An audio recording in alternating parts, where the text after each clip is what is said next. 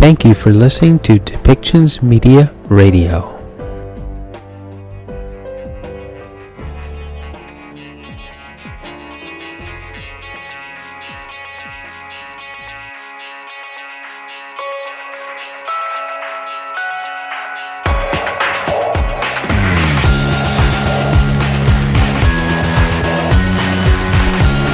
Welcome to Policy and Rights, the show about government policy and human rights.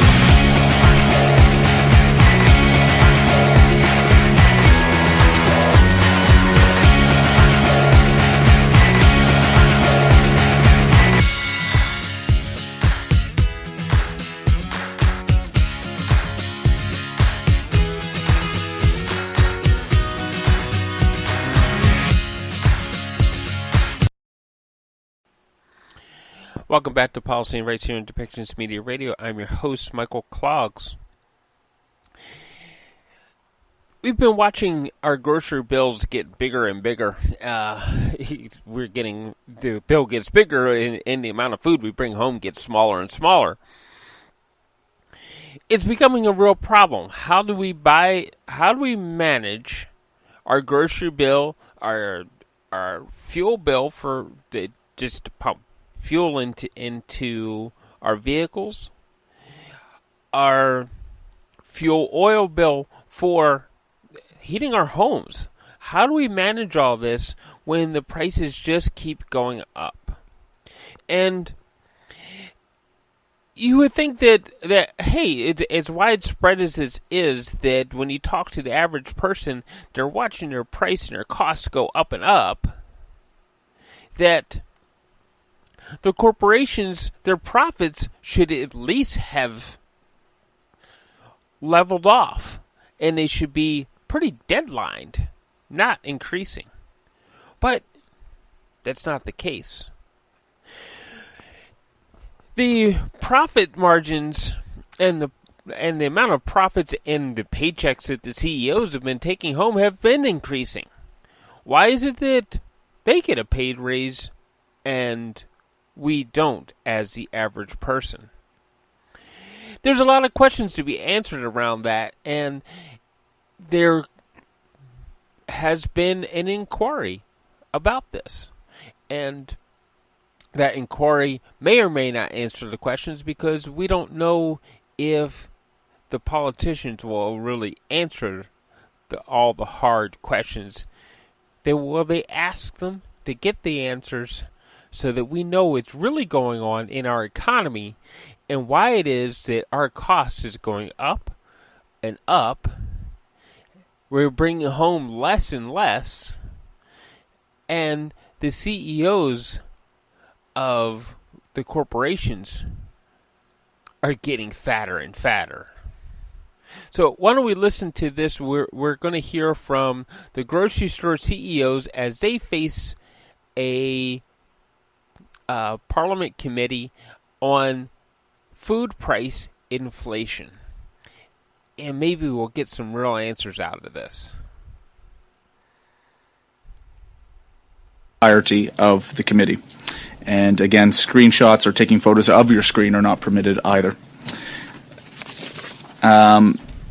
Colleagues, we, pursuant to Standing Order 108-2 and the motion adopted by the committee on Wednesday, October 5th, 2022, the committee is resuming its study of food price inflation. This being International Women's Day, and of course, this being a committee of interest given the topic of food and food inflation, I do want to recognize, I believe she might be now the past president of the Canadian Federation of Agriculture, but we have Mary Robinson, who has served in that capacity, who's joining us here. This being International Women's Day, to you, Mary, and to indeed other female leaders in the agriculture community, thank you so much for all your work on behalf of Canadians.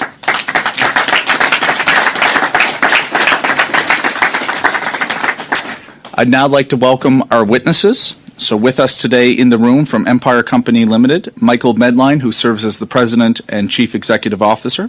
From Loblaws Companies Limited, we have Galen Weston, the Chairman and President.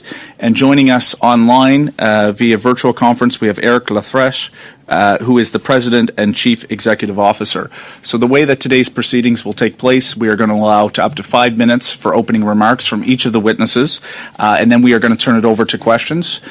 Colleagues, for your benefit, I intend to go about an hour and 20 minutes, 3 rounds of questions, and then we have some other additional committee work that we need to carry on with. So without further ado, I will turn it over to our first witness, Mr. Medline. You have up to 5 minutes. Over to you. Thank you, Mr. Chair. As the leader of a proudly Nova Scotia-born business that employs 130,000 people across Canada, I want to start by acknowledging the challenges that families in Canada are facing every day to make ends meet. Canadians are facing the highest cost of living increase in 4 decades. Interest rates have been rising steeply and prices on all goods and services have been rapidly increasing. It is no solace to struggling Canadians buying groceries to know that food inflation is a global phenomenon driven by higher commodity and input costs, or to know that food inflation in Canada is actually lower than many other G20 countries, including the US, the UK, and Mexico. Several factors have contributed to the high food inflation Canadians are experiencing, including geopolitical events, product input costs, extreme weather, soaring energy costs, and labor shortages. At Empire, I can assure you that we are doing everything we can to contain price increases and provide value to our customers during these trying times. And we're doing it on paper-thin profit margins of 2.5%. We believe we are seeing indications of inflation peaking and then abating this spring. But this is not an immediate salve, I know, for the many Canadians struggling financially. I'd like to make 3 main points today. First, I stand by everything shared with you in December by our Chief Operating Officer, Pierre Saint-Laurent. Most notably, we at Empire are not profiting from inflation. It doesn't matter how many times you say it, write it, or tweet it. It is simply not true. The truth is we are at the end of a very long food supply chain that has economic inputs at every step and stage. We detest the decisions inflation is forcing Canadian families to make and that we see in our stores each and every day. We see customers buying fewer items and trading down. Second, as a grocery retailer, we have been playing a major role in trying to minimize food price inflation, and we will continue fighting for our customers. Since inflation took off, we have been battling inflationary pressures in our business, including rising costs in products, fuel, labor, energy, and construction. So far, in 2023 alone, we are seeing the same volume of cost increase requests from the supplier community, with a slight indication that the requests are slowing this April. I am not going to throw our supplier partners under the bus. They are also doing their best in extraordinary times. They are greatly impacted by rising costs, which unfortunately they are forced to pass on to retailers. Many of our supplier partners are also dealing with the downstream cost impacts resulting from cost increases on supply chain control commodities like milk. We know groups like the Dairy Commission are facing the same realities that we are with their input costs. We're also heavily investing in our promotional offerings and flyer deals, expanding our private label value options, and making shifts in pack sizes to provide Canadian consumers with more value during these difficult times. The third point I'd like to make is that there are ways government and business can work together to ultimately reduce prices. Empire is happy to partner with government on solutions to fight inflation. Government and business have a collective role to play to contain inflation, but I will list 5 specific examples here, as I know the intention of this committee is to gather research and ideas to alleviate the pressure of food prices on Canadians. First, implement a strong grocery supply code of practice. We were the first major grocer to support this initiative, and we continue to be an ardent advocate of a code of conduct to ensure fair practices for all participants in our food supply chain. Second, reduce congestion at Canadian ports and simplify the flow of goods across borders. Third, create better economic conditions for food manufacturers and growers to stay in Canada, as so many are fleeing to the U.S. 4, invest in greenhouse farming. We must find a way to reduce our reliance on American fresh foods to shorten the supply chain and lower costs to Canadians. 5th, do everything possible to strengthen the Canadian dollar. Of course, you will have to ensure this doesn't injure other parts of the economy, but it's critical in terms of food pricing. We would also ask that you look at the entire industry to consider solutions. There are giant American grocery retailers doing business in Canada who were not called to the floor here today. Are they exempt from playing a role in these issues? We are a proud Canadian company with 115 years of experience serving the needs of Canadian families. We have transformed to become a much healthier business than we were just 6 years ago, something that all Canadians benefit from. It is folly to suggest that an unprofitable grocery business is somehow better for customers and better for shelf prices. Canada needs and relies on a healthy grocery industry. Like all Canadians, we look forward to seeing the end of this tough inflationary period. Thank you. The beauty of being here is that you can always talk about the wind. Here too! And the beauty of being here is that we're inspired to make life simpler out there. Find all things simple at Mark's. How does it go? You get what you pay for? Well, investing's no different. Paying lower fees can come at a cost. At Fidelity Investments, we know that missing out on financial advice can also be costly. Independent research has shown that over time, working with a financial advisor can create 2.3 times more wealth than those who go it alone. That's right, up to 2.3 times more. So ask your advisor for Fidelity. It's how you can get ahead and stay ahead. Thank you very much, Mr. Medline. We'll now turn to Mr. Weston for up to 5 minutes, please. Bonjour, and thank you, Chair and Committee. I appreciate the opportunity to sit before you today.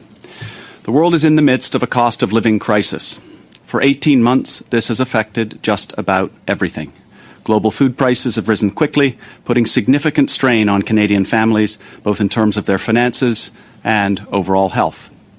It's a vitally important issue for Canadians and deserves the attention of this committee. For months, a great deal has been said about the role Canadian grocers play in food price inflation, many directly blaming us. This is understandable, but inaccurate. Here's why. First, food inflation is affecting every country, not just us here in Canada. And I know it doesn't feel like it, but Canada has one of the lowest food inflation rates in the world. Second, as unexpected as it may sound, grocery chains operate with extremely small profit margins, which means we have minimal influence on inflation. On a customer's $25 grocery basket, we earn just $1 in profit. That means even if the industry had zero profits, a $25 grocery bill would still cost $24. So the claim that Canadian grocers can correct food price inflation is simply wrong. Third, for those who say grocers are profiteering, the math just doesn't add up. Since inflation took off 18 months ago, the cost of that $25 grocery basket has increased just under $4. During that same period, the grocer's profit increased by 15 cents. In other words, food prices have increased 25 times faster than profits. And at Loblaw, none of those profits came from higher food margins. Our retail prices have not risen faster than our costs. So no matter how many times you read it on Twitter, the idea that grocers are causing food inflation is not only false, it's impossible. Fourth, and finally, we are actively working to keep inflation down. We stopped $500 million in unjustified cost increases last year. We welcomed 500,000 more customers to our discount, no frills and maxi stores where shoppers save about 10%, or $1 billion compared to traditional supermarkets. Our price freeze saved customers real money, and millions of Canadians continue to save 25% by switching to No Name. We are actively lowering prices on key essentials, losing money selling many of them. Last week, a customer stopped and challenged me in the grocery aisle. She said, if we were truly doing all these things, why is our profit increasing at all? It's a fair question. The biggest reason is that Loblaw is much more than a grocer. Non-grocery products like financial services, apparel, and importantly, Shoppers Drug Mart make up more than half our business. We've been clear. It's the efficiency of our business and the strength of categories like cosmetics, even cough and cold, that have been driving our growth, not food. These are facts. We've explained them in our public disclosures, and they are formally audited by an independent third party. That does not change the underlying challenge. And while I believe food inflation will normalize, there are still far too many Canadians facing food insecurity. We think about this a great deal, and I challenge our team on whether we're doing enough to change that. Last year, Loblaw dramatically expanded our relationship with the country's largest food banks. Through our work with Second Harvest, over 1,100 of our stores now have a direct link to a local food charity. Last year, we donated over 5 million kilograms of food. We've rapidly expanded our partnership with an amazing Canadian startup called Flash Foods that uses an app to make perishable food like meat and produce available at 50% off. It's now available at over 500 stores. And our President's Choice Children's Charity continues to lead the country in providing healthy snacks and meals to school children. At 123 million meals, we're well on our way to our target of reliably feeding 1 million children a year. Is that a lot of food? Yes. Is it meaningful? For many, it's transformational. But is it enough? No. The job won't be done until everyone has real food security. I'm proud to lead a company that partners with over 1,500 small business owners. Together, we employ over 200,000 people, united in the purpose of helping Canadians live life well. This is a responsibility we take deeply to heart. But solving food insecurity is not within the reach of one company or one industry alone. It requires all of us, retailers, manufacturers, growers, government, community leaders, and NGOs, all working together. Thank you. Merci. Merci beaucoup, Monsieur Weston. Et maintenant, nous... And now we will turn to Mr. Laflèche. You have 5 minutes, sir. The floor is yours.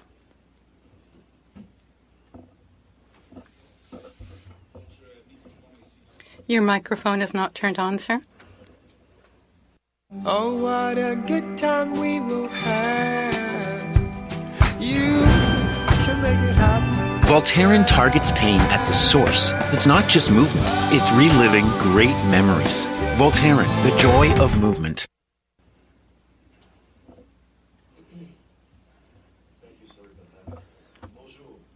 Hello. We know that Canadian families are in difficulty as they've been struggling with high inflation, including food price inflation, for almost a year. That's why, at Metro, our teams are working hard to provide the best possible value to the people and families that we serve every day under all our banners, thanks to our competitive prices, our private banner marks, and our weekly specials. As parliamentarians, you have a role to play in understanding the real causes of inflation and in working with our sector to find ways to alleviate supply challenges. More than ever, we do need to work together to find solutions to the cost of living crisis for Canadians. This period of high inflation is a global reality, yet Canada is faring better than most of the G7 countries. Despite this, there's no doubt that food prices here have risen due to rising supplier and producer costs. As confirmed in a recent Statistics Canada report, the pandemic, the war in Ukraine, adverse weather conditions, and transportation and labour issues are among many factors that have contributed to higher food prices. These factors have led to an unprecedented number of price increases from our suppliers. In 2022, Metro received more than 27,000 price increase requests, averaging more than 10%. From grocery suppliers alone. That's nearly 3 times our annual average. This year, we continue to receive a large number of price increase requests from our suppliers.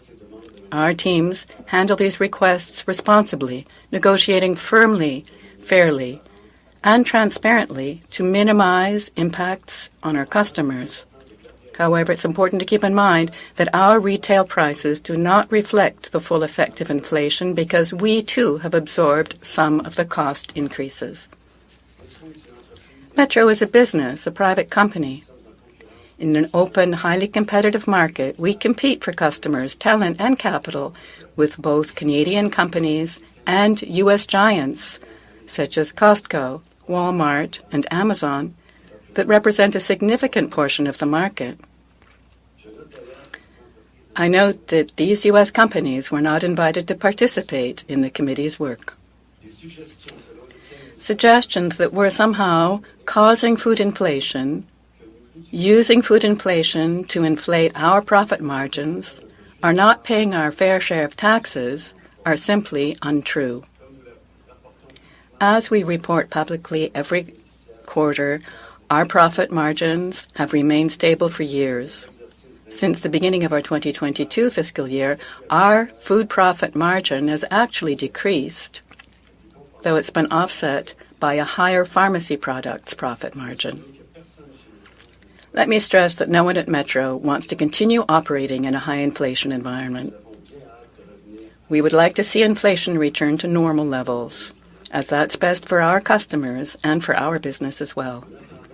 In the meantime, we'll continue to provide the best value to our customers that we can at all of our banners through our competitive pricing, full range of private products, and effective weekly promotions. Trust in our company is driven by our loyal and growing customer base who demonstrate this trust every day through their hundreds of thousands of transactions with us. In closing, I hope all members of the committee recognize that the entire supply chain is under an unprecedented period of prolonged stress. Focusing on grocers will not solve the problem of food inflation because we're not causing it and we're not benefiting from it. As I said at the outset, we must work together to find solutions to the cost of living crisis faced by Canadians. Thank you. Thank you very much, Mr. Laflèche. And now we will have a chance to speak further through questions and answers. As parliamentarians, I'm glad we are studying this issue. It is a top-of-mind issue for all Canadians. It's an emotional one. And one thing I think this committee does very well is we are principled in our ask of trying to get to the bottom of the facts.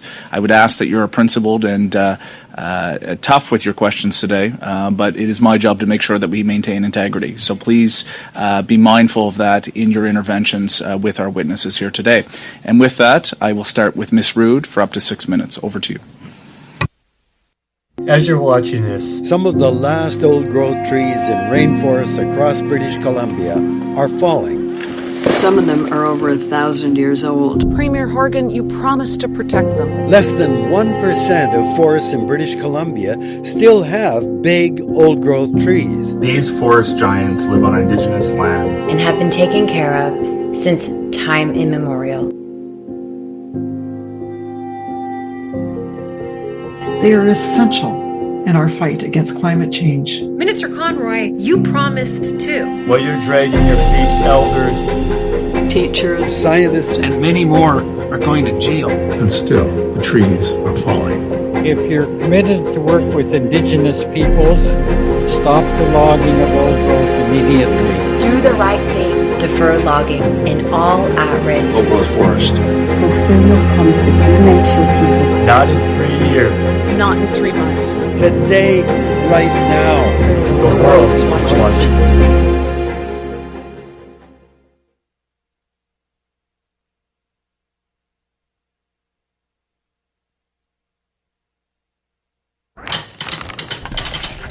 So, this was supposed to be another meeting. Oh, gosh. But we opened a Miro board instead. Yes! All our work, ideas, and feedback from the whole team, all in one place. We can access it from anywhere. Hey guys! Real time or anytime. Even if you're working from here. Or here. Or here. Even here. Hi. We use Miro pretty much every day. For brainstorms, mind maps, flowcharts.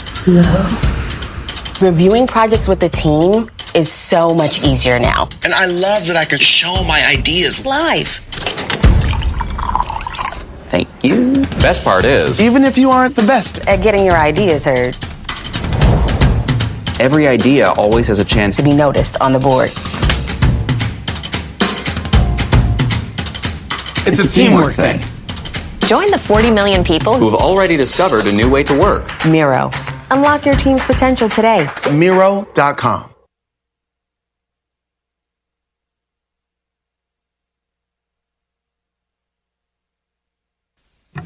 Thank you, Chair. Thank you, witnesses, for being here today.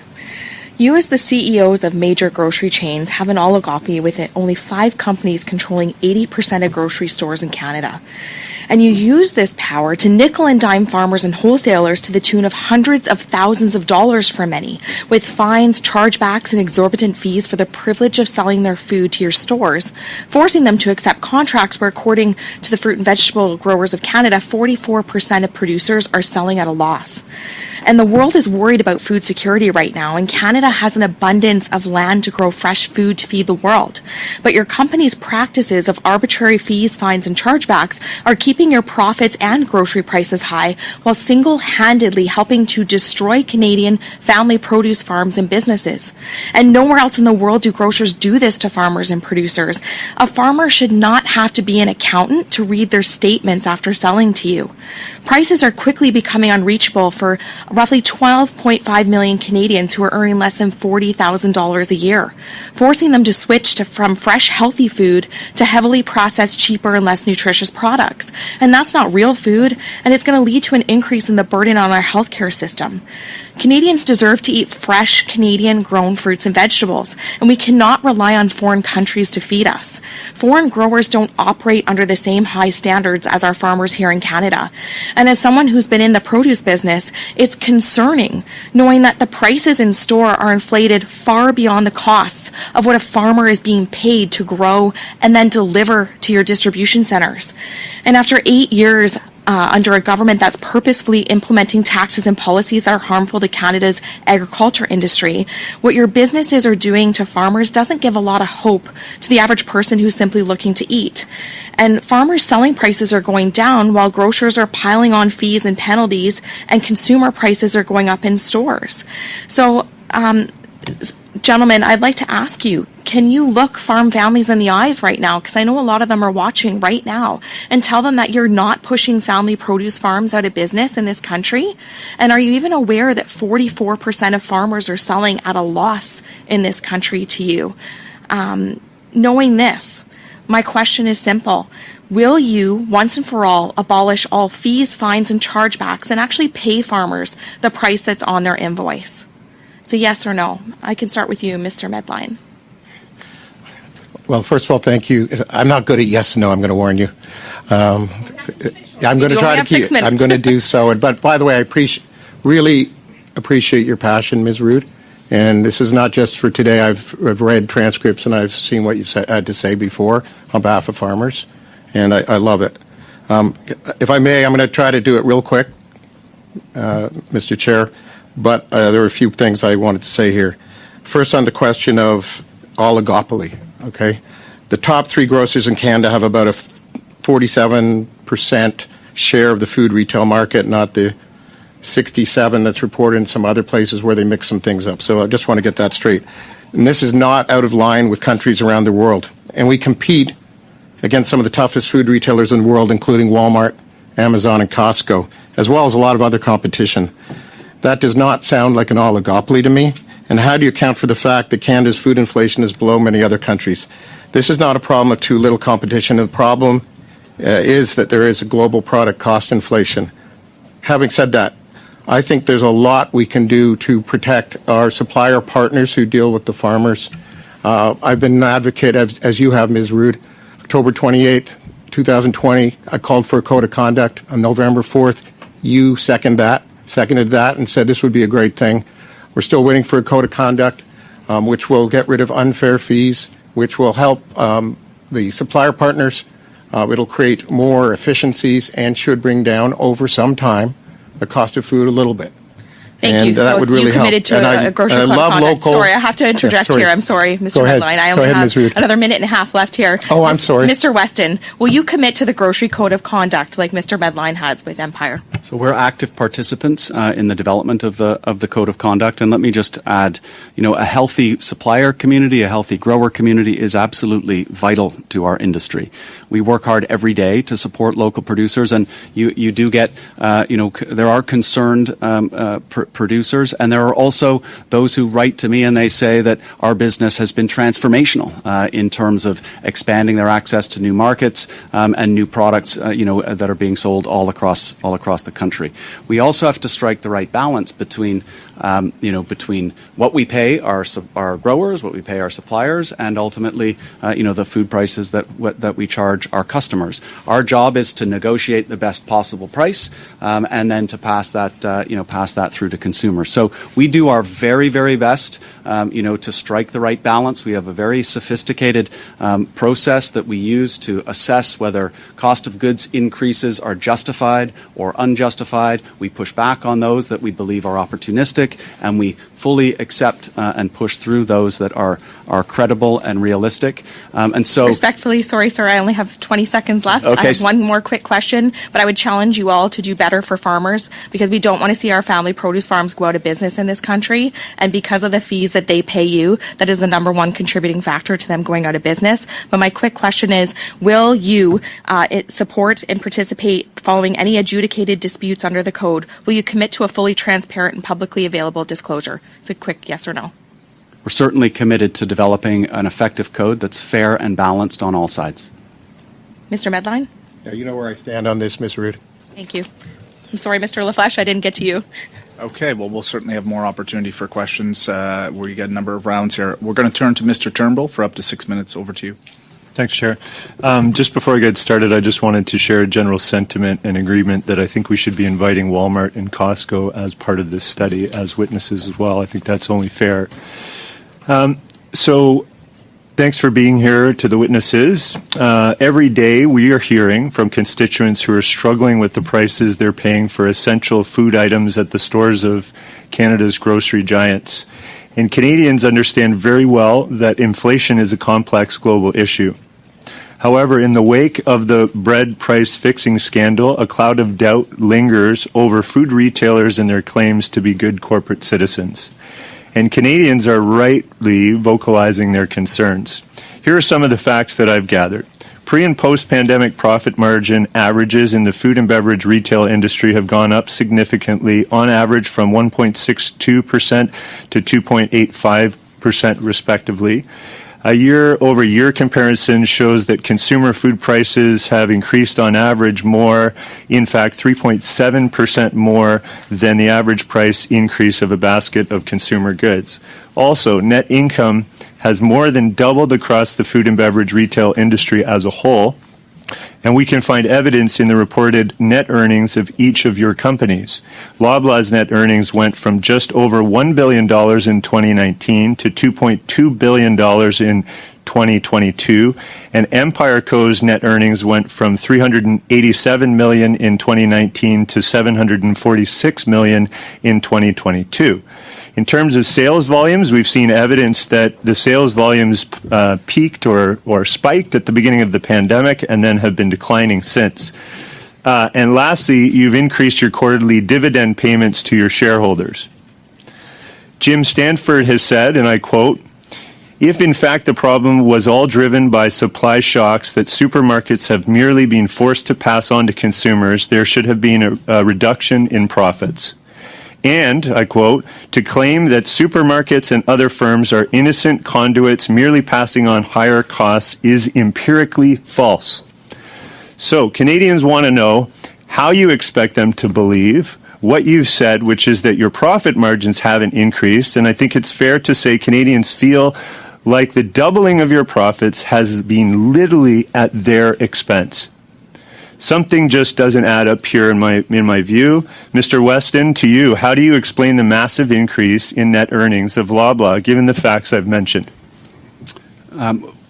Thank you for your question. We're very cognizant of the cost of food prices and their impact on Canadians all across the country. I see it, I hear it regularly when I'm in stores talking to customers, and I would call into question, the analysis that you reference. We look at our numbers very, very closely all the time, and I would just reiterate that our profit is $1 on a $25 basket of groceries. And if we invested 100% of our profits into lower prices, the price of a grocery basket would still be $24. Okay. So as far as our profit... Don't mean to cut you off, but so we have a difference of opinion, and perhaps we're looking at different numbers. Given that, are you willing to voluntarily submit your financial statements to the Competition Bureau to clear this matter up? We have already submitted our financial statements to the Competition Bureau, and these are competitively sensitive, pieces of data, and so it's important that the Competition Bureau can see it, they can understand it, they can ask us follow-up questions, but we would be resistant, to disclosing that type of sensitive information on a public basis. Having said that, in our financial disclosures, we are a public company, and we are held to the highest standard of transparency in our disclosures, and so you can see very clearly that our $1 of every $25 of grocery sales is in fact an accurate representation of our results. Great, thank you. So my next line of questioning is for you, Mr. Medline. For too long, large corporations have treated corporate social responsibility as merely a public relations exercise. And many of them have dedicated a portion of their profits to corporate philanthropy, which I think we all can admit does some good in the world. But we also know that those who take their corporate citizenship and social responsibilities seriously are going much further in integrating these commitments into the DNA of their companies and making them central to the core of their business strategy. So, Mr. Medline, given your stated commitment to corporate social responsibility and sustainability, are you willing to do more to help Canadians in terms of changing your core business practices? And specifically, moving forward, are you willing to voluntarily give up a portion of the ballooning profits to help the average Canadian family through deeper discounts at the till? Thank you. And a lot to unpack there. And if I don't get through it all, Mr. Turnbull, you can call me and we can talk about it more because there's a lot to come through. We at Empire are unbelievably proud of where we've come on the ESG journey over the last number of years, especially on sustainability. We just put out a report on ESG, which is pretty well state of the art and says how we're doing in great detail and the steps that we need to take to be able to be better at it. We are, I think, generous philanthropists. But you can read the report and you can see everything we're doing in terms of treating our teammates. Some people call them employees, we call them teammates. Well, how we're doing in terms of governance and how we're doing on sustainability. Sustainability is driven from the board level down. It's one of our most important objectives. What I can tell you is in the last year, we have made sustainability and DE&I objectives which are bonusable for our management at our company. But will you offer steeper discounts at the till?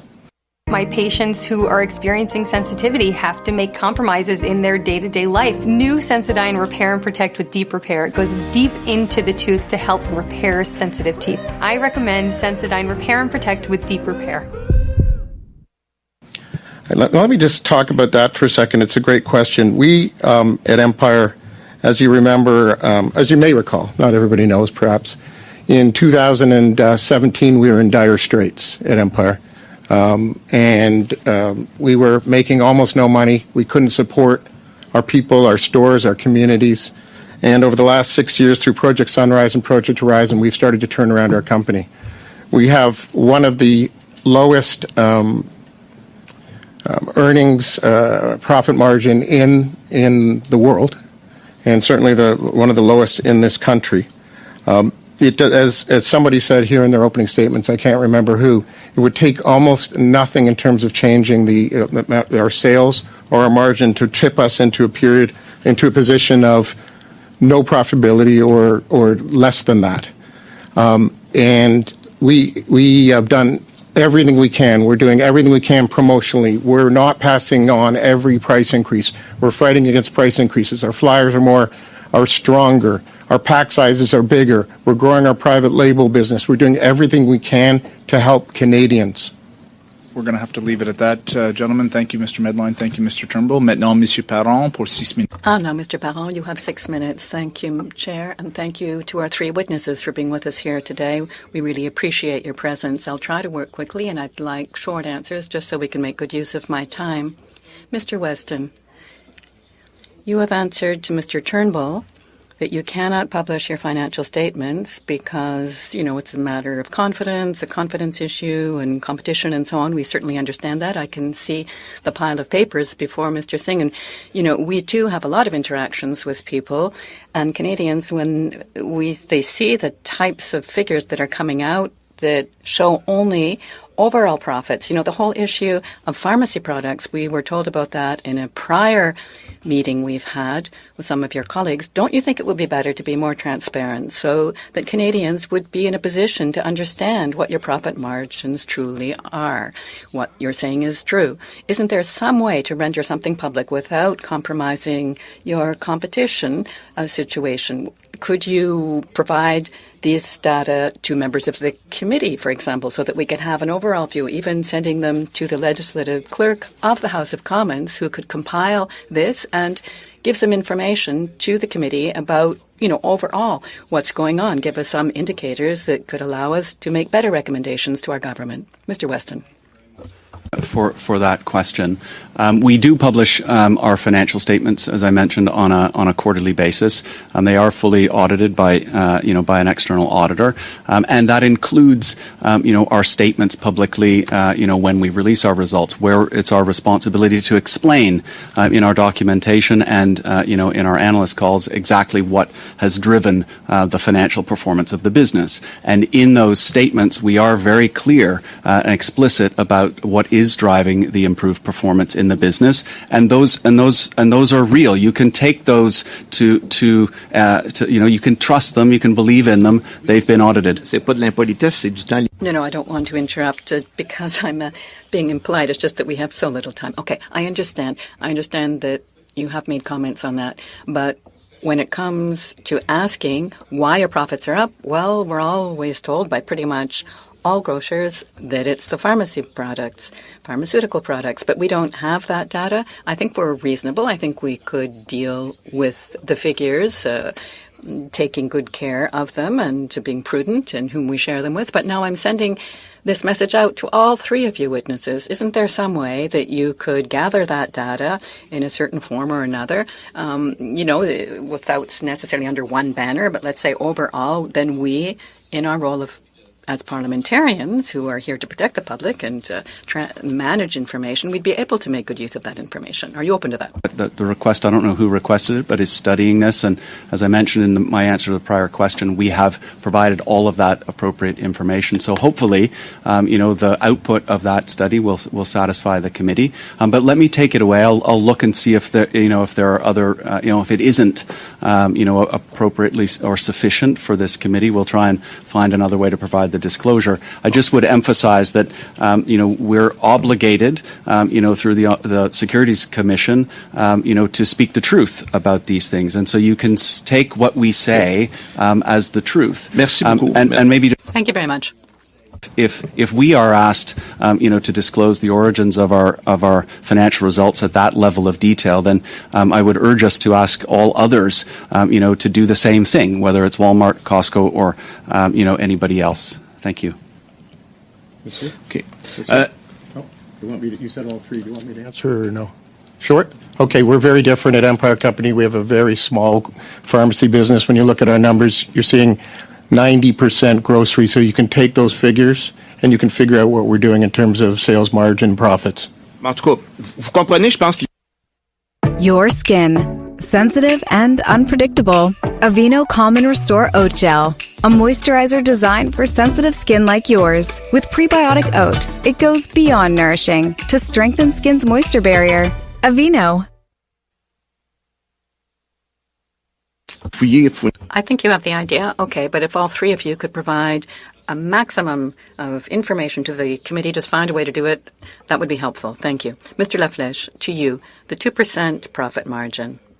Ms. Rood went into detail about the fees and so on that are being imposed, and I won't get into the details to not waste time there, but the 2% profit margin, do you calculate into that the fines, fees, chargebacks, and so on that you are charging? Is that included? Votre microphone, Monsieur Laflèche. Your microphone, please, Mr. Laflèche. The sounds, I think it's the clerk. En réponse. So, an answer to you, Mr. Parent? Yes, our profit margin, our revenues, income includes all our fees. There's nothing hidden. Everything is transparent and negotiated ahead of time with our suppliers. Nothing is hidden, and all our fees and costs are there in our income. Thank you. Thank you very much. Now, the other two witnesses have undertaken to work toward a code of conduct. I imagine you do as well. Yes, we are working on a code which will be managed by the players, by the sector, by suppliers and wholesalers. I think that can certainly work well. There's a lot to be done, but we're actively involved in preparing that. Again, I'm really sorry to interrupt you. So little time. So that being the case, my concern is, and concern that other members of the committee have as well, given that we haven't any information about what's going on in that negotiation in your sector, we're worried that it might become a symbolic code that would allow the sector to say, okay, this is great, slap each other on the back, we've got this lovely code and so on. And I'm not trying to be critical here, but just trying to look reality in the eye. So do you undertake to ensure that in such a code there will be provisions about, these types of fees and chargebacks and things that have been mentioned? You've got a supplier working with you who has a perishable good of the sort that Ms. Rood brought up. They've got very little leeway then. They can't really negotiate much. They're going to lose this produce in any case. So this could look like a dominant position that you would have with them in such situations. And again, this is not an accusation or anything. I'm just trying to understand what goes on. Do you think that in such cases there should be some party designated to deal with fees and things like that and fines? Try to, put a bit of order in all of this. You're running out of time, Mr. Parent, but Mr. Laflèche, if you would like to answer, you've got about 30 seconds. I'll give you that. Here's my answer then. Well, the whole idea of the code would be to increase transparency in matters of negotiation between suppliers and retailers. So that's indeed what we'd be doing. Thank you very much. Mr. Singh, subbing in on behalf of Mr. McGregor, and let me go on the record saying, Mr. Singh, you've got big shoes to fill. Mr. McGregor is one of our good parliamentarians, so over to you for up to 6 minutes. Thank you, Mr. Chair. I want to set the stage. My question goes directly to Mr. Weston. Right now, we're not just going through unprecedented period of cost of living crisis. We have families going into your stores, looking at the price of items, looking at them and putting them back because they can't afford them. We have families that are struggling to buy food for their kids in this country, in a G7 country. And they look at you and they see you making record profits. How can you justify that when families are struggling to put food on the table for their kids? Thank you. We feel and understand that 95% of Canadians are concerned about food prices. But grocery chain profits are not the reason for food inflation. And as I mentioned... Profit is too much profit. Well, so a company needs some degree of profit. Record profits more than you've ever made? Mr. Singh, I'm going to stop you there. Of course, your time is your time, and I can appreciate that. But we've invited, in fact, we summoned these witnesses to come here. You ask a question. Every member of this committee is expected to be able to hear the response. Certainly. And I need you to certainly be a little bit more mindful of making sure that is. I know it's your time, and I'll give you that discretion, but please don't cross lines here. So back to you. How much profit is too much profit? You're making more money than you've ever made. How much profit is too much profit? we're a big company and the numbers are very large, but it still translates right down to the bottom line at $1 per $25 of groceries. And if you consider our growth in profit in 2022 is 25 times lower than the unprecedented increases in costs that are being faced by the industry and by the world. And the fact that we have lower food price inflation in Canada than in so many other parts of the world is in part due to the high functioning of our food system here, and in part to the meaningful effort that is being made by the grocery store industry to keep prices as low as possible. With respect, Mr. Weston, you mentioned this $1 per grocery bit. We can put a factor in front of you. Your company is making $1 million a day in excess profits. No one feels sorry for your profit margin when you're making $1 million, not just in profit, in excess profit a day at the same time that Canadians are experiencing the most unprecedented inflation in their lives. How can you look a family in the eyes and tell them that that's okay, what you're doing is okay? I had a conversation with a customer in a store just the other day. She came to me and she said something similar. She said, how can you have such exorbitant profits? And I sat down, I didn't sit down with her, but we chatted for about 15 minutes and I explained, what I'm explaining here to the committee, and she understood. And she said, okay, I didn't realize that. That's not the way it's being characterized, when I read the Globe and Mail or when I read the Toronto Star. And I said, yeah, I said, look, all I can tell you is that this is the truth. This is what's going on. And if we didn't raise retail prices as costs went up, the companies that we operate would disappear almost instantly. And that's why this point about low profit margins is so important. 100% of the total profit of the industry could go into lower food prices, and the price of a grocery basket for that customer who I spoke to would still be $24. And that's not to say it's not important, but our ability to affect this change is limited. That's why we need all to work together. How do you square what you're saying with the fact that you're experiencing unprecedented profits while people are struggling? How do you square that with the record bonuses that you and your colleagues are receiving? How do you square that with the excess profits that you're making per day? How do you square that with the record profits you're making year over year? How do you square that? It doesn't add up. Mr. Weston, I've got more than 2,000 people who submitted questions saying we are struggling while you're making these record profits. That explanation does not give any solace to the people that I've heard from at all.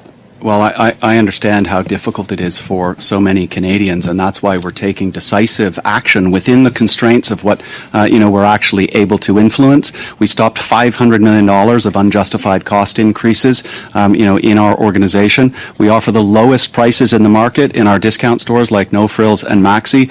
No Frills is recognized as having the most trusted prices in the country. We ad match in our large store formats on every single ad that is available in the market, so that customers don't have to shop around from one store to another to make sure they get the best value. We are actively losing money on core commodities, milk, vegetable oil, butter, certain cheeses, and all kinds of items in every day of the week. So we are working hard on behalf of Canadians. You've still not been able to answer this basic question. Then when a family that's struggling right now looks at your profit, how much profit is too much profit? How much is enough? Like, you're making more than you've ever made ever. And you've not contradicted that point because we know it's true. How much profit is too much profit? At a time like this, when Canadians literally are saying that they are struggling, how much is too much then?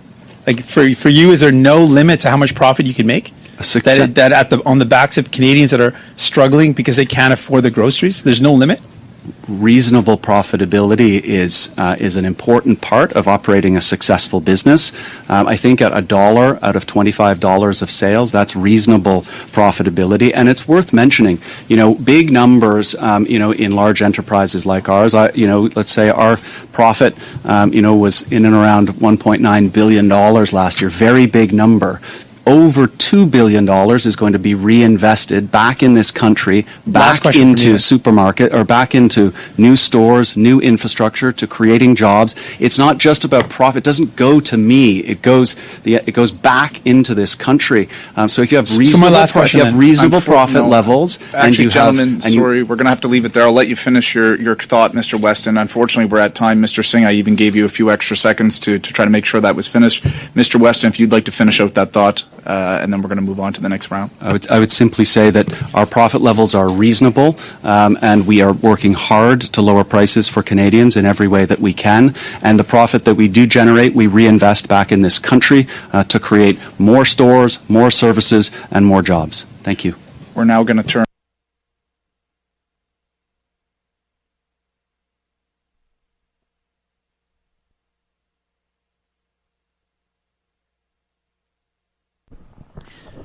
Well, let's leave it at this. This segment is running out of time, but the whole thing goes on. And if you want to find the full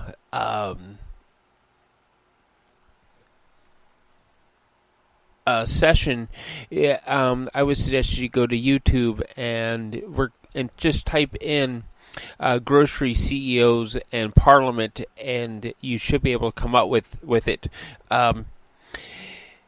We're all consumers, and we all have to take part in the economy one way or the other, whether it's by buying goods or by selling the goods. And believe it or not, most of us in this particular economy do a little bit of both.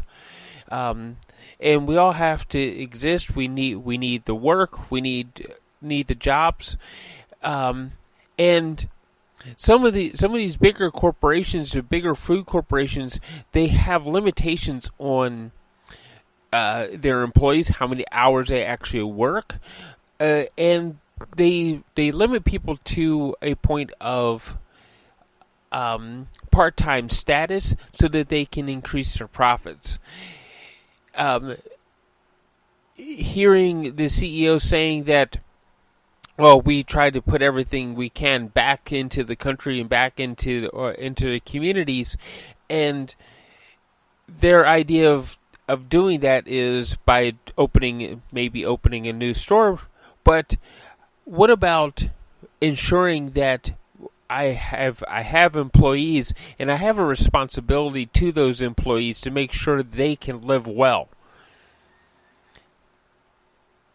It's something that isn't really being talked about there. We need to find a way so that those people who actually are in the workplace working in these stores, that they only need to have one job, not 3 or 4 jobs, so that they can make up enough hours in order to make ends meet. That minimum wage doesn't have to be the regular wage for people. It could be a lower wage simply for a person starting out, but they're still in high school, getting their very first job and getting some work experience and learning what work ethic means. But for the person who actually has to support children and a family, looking to buy a home and things like that, that they actually get full-time salary, full-time hours, and have their paycheck reveal from their employer that they care. Thank you for listening to Policy, Rates, Depictions, and Media, and we want you to find that subscribe button. It's like this is an ongoing problem. This problem has been in existence for a very long time, and we need to find ways to put it to an end.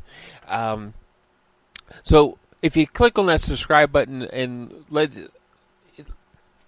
so that you can get ongoing updates from us on what's happening with our communities and how our businesses should be supporting our communities and what it is that is really going on. All right. Thank you, and tune in for the next episode.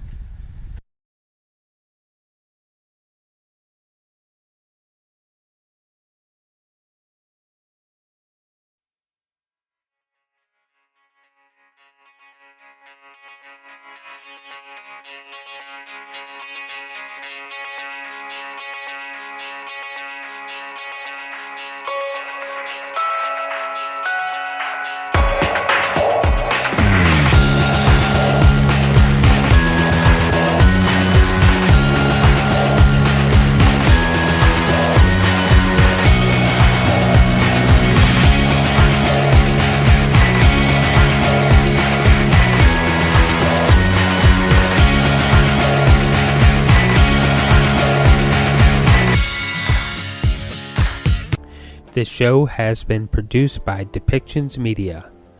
Please contact us at depictions.media for more information.